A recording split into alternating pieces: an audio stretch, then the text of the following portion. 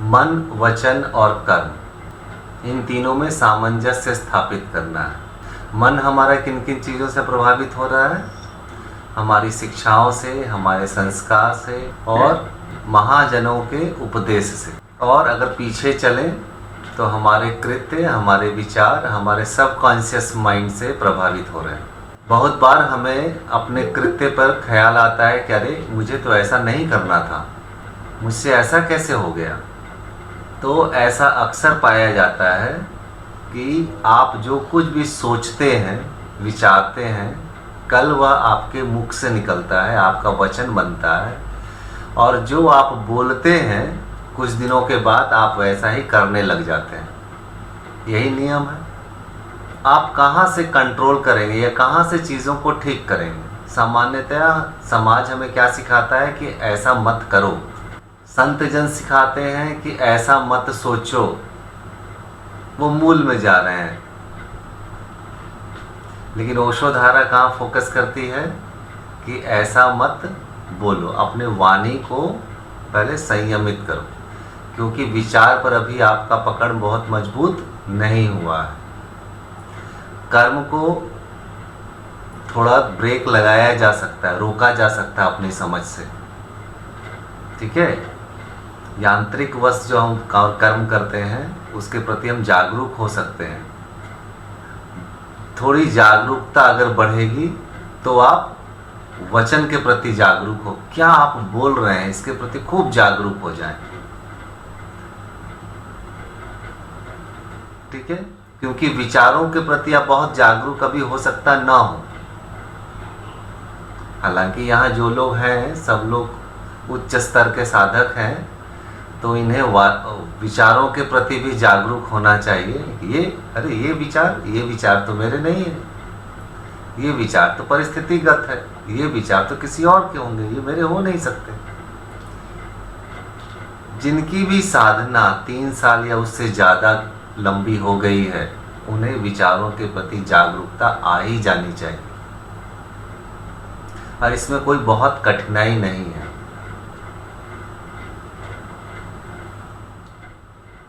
फिर भी आरंभिक साधकों के लिए हम कहेंगे कि अपने कर्म के प्रति तो आप जागरूक हो जाते हैं, अपने शब्दों के प्रति भी जागरूक हो जाइए। क्या आप बोल रहे हैं? आज आप मजाक में बोल रहे होंगे, कल आप आदतवश बोल रहे होंगे, परसों इसके बारे में आप होश भी नहीं रखेंगे। और जब आप होश भी नहीं रखेंगे तो फिर वो आपके कर्म में आ जाएगा। तो विपरीत इसको लौटे, कुछ भी आप बोलते हैं उसके प्रति जागरूक हो जाएं। ये जागरूकता जब धीरे धीरे बढ़ेगी तो आप अपने विचारों के प्रति भी जागरूक होने लग जाएंगे। और जब विचारों के प्रति जागरूक होने लग जाएंगे तब इन तीनों स्तर पर सामंजस्य आना शुरू हो जाएगा। जब सामंजस्य आना शुरू हो जाएगा तब भी बहुत बार ऐसा होगा कि आप के कंट्रोल से या आपकी जागरूकता से चीज़ें बाहर निकल जाएंगी। कभी कभी जैसे आवेग में, कोई विशेष आवेग में, किसी विशेष उत्तेजना में आपके मुख से बातें निकल जाएगी, या कभी क्रोध में ये चीज़ें निकल जाएगी। लेकिन जैसे जैसे जागरूकता की साधना करते रहेंगे, ध्यान करते रहेंगे, साधना करते रहेंगे, तो ये चीज़ें अलाइन हो जाएगी। फिर एक समय ऐसा आएगा कि ऐसी वो कोई भी बात आप नहीं कहेंगे या आपके मुख से नहीं निकलेगी जो आप नहीं चाहते हैं होश में कि ऐसा हो। ठीक है, तो ये सारा खेल जागरूकता का, सारा खेल जो है होश का है। लेकिन पकड़े कहाँ से? तो वचन से पकड़े। कुछ बोल रहे हैं उसके प्रति जागरूक हो। और दूसरा उपाय क्या है? कुछ भी बोले तो थोड़ा ठहर कर बोले, थोड़ा रुक कर बोले। जरूरी नहीं है कि जब पूछा गया और तुरंत ही आप उसको रिएक्शन मोड में आप बोल दिए।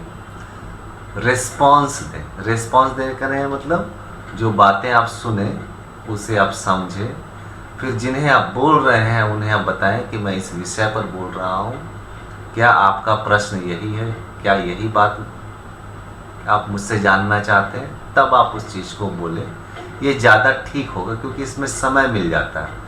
आप रिएक्शन से रिस्पॉन्स मोड में चले जाते हैं, आप संवेदना अभिव्यक्त कर रहे हैं, ठीक है।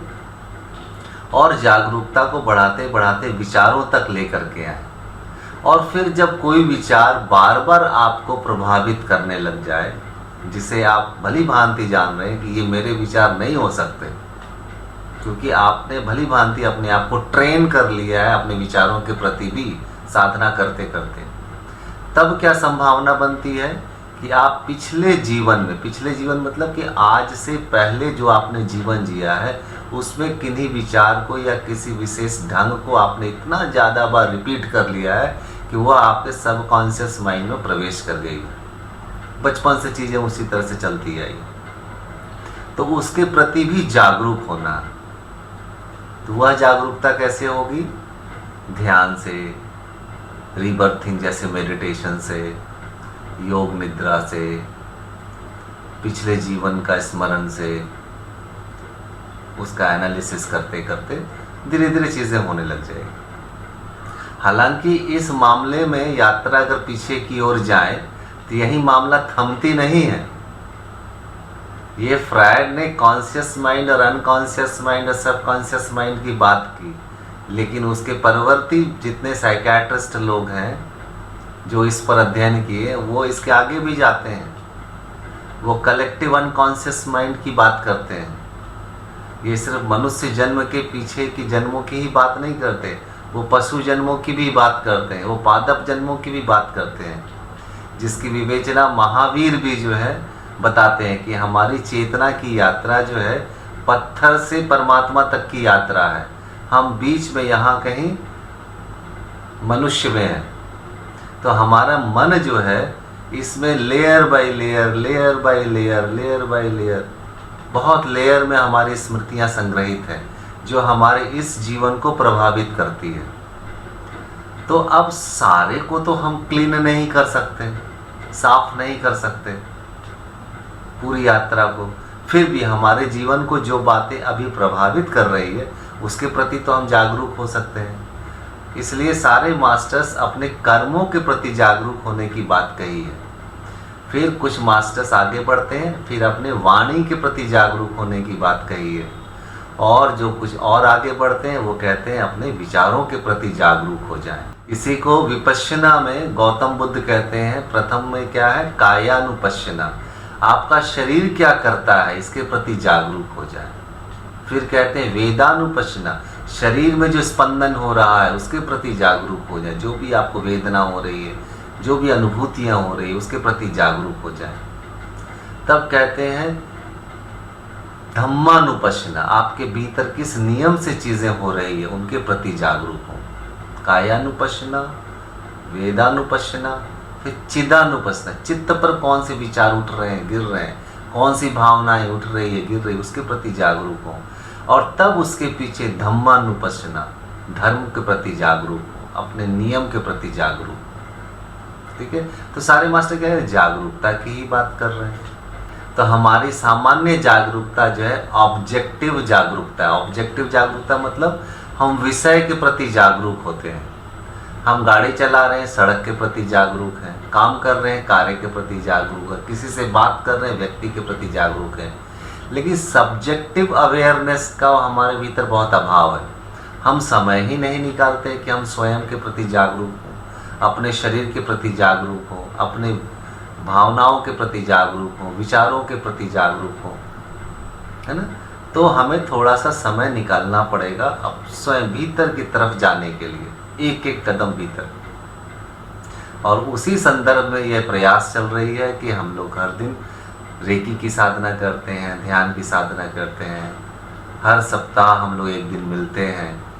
ये उसी दिशा में एक कदम। एक जागरूकता है स्वयं से बाहर की ओर, जिसे हम ऑब्जेक्टिव अवेयरनेस कह सकते हैं। दूसरे प्रकार की जागरूकता होती है सब्जेक्टिव अवेयरनेस। आप देख रहे हैं संसार के प्रति आप जागरूक हैं और अपने भीतर के प्रति आप जागरूक होने लगे। मतलब कि बाहर के दृश्य को हम नहीं देखेंगे, अब आंखें बंद कर लिए, अब मेरी ध्वनि जो है बाहर की ध्वनि के प्रति फोकस नहीं होगी। अब हम सिलेक्टिव हो जाएंगे, भीतर के प्रति जो ध्वनि हो रही है उसके प्रति जागरूक होंगे। अब हम समस्त इंद्रियों को अंदर की तरफ मोड़ लिए, अपने मन में चल रहे विचारों के प्रति जागरूक हुए। बंद आंखों के भीतर जो दिख रहा है, जो विचार चल रहे हैं, जो भावनाएं उठ, जो स्पंदन शरीर में हो रहा है उसके प्रति जागरूक हो रहे हैं। और भीतर एक आकाश जैसी स्थिति को हम अब महसूस कर रहे हैं। जब ये आकाश जैसी स्थिति को हम महसूस कर रहे हैं तो इसके एक कदम और जब आप आगे बढ़ेंगे तो ये पूरा आकाश एक स्पंदन से भरा हुआ, उसके प्रति हम जागरूक होने लग जाएंगे। ठीक है। और इस स्पंदन के प्रति जब हम जागरूक होने लग जाएंगे तो एक धूमिल प्रकाश भीतर दिखाई पड़ने लग जाएगा। धूमिल प्रकाश कहने का मतलब बहुत आग जैसा या सूर्य के जैसा नहीं, लेकिन एक चांदनी जैसा प्रकाश भीतर फैला हुआ है, एक आलोकमय स्थिति भीतर फैली हुई है, उसका एहसास होने लग जाएगा देखने के क्रम में। अगर ध्वनि की दिशा में देखें तो अनहद नाद भीतर सुनाई पड़ने लग जाएगी, जो आपकी चेतना का गुणधर्म वह सब सुनाई पड़ने लग जाएगा। तो यह सब क्या होगा? आंतरिक जागरूकता का परिणाम। ठीक है। और हम बाहर जब देख रहे हैं तो बाहर का बाह्य जागरूकता का ये परिणाम होगा। लेकिन सामान्य जीवन जब हम जिएंगे तो हमें क्या करना है? हमें ये दोनों का ख्याल रखना है, भीतर के प्रति भी जागरूकता और बाहर के प्रति भी जागरूकता, इन दोनों का ख्याल रखना है। सामान्यतः यह ख्याल है कि ऐसा कैसे हो सकता है कि हम बाहर भी देखते रहें और भीतर भी हम जागरूक रहें। तो इसका हम थोड़ा सा एग्जाम्पल देने की कोशिश करते हैं।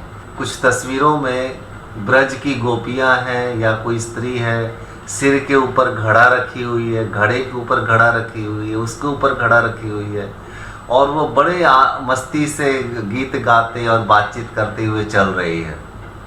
वो बातचीत भी कर रही है लेकिन भीतर एक ख्याल उन घड़े को संभाले हुए भी है। ऐसा होता है? बिल्कुल होता है। आपने देखा है, आप भी इस तरह के कुछ एक्टिविटी करते होंगे कि आप कुछ बाहर की एक्टिविटी कर रहे हैं, साथ ही साथ भीतर भी कुछ चीज़ों को संभाल रहे होते हैं।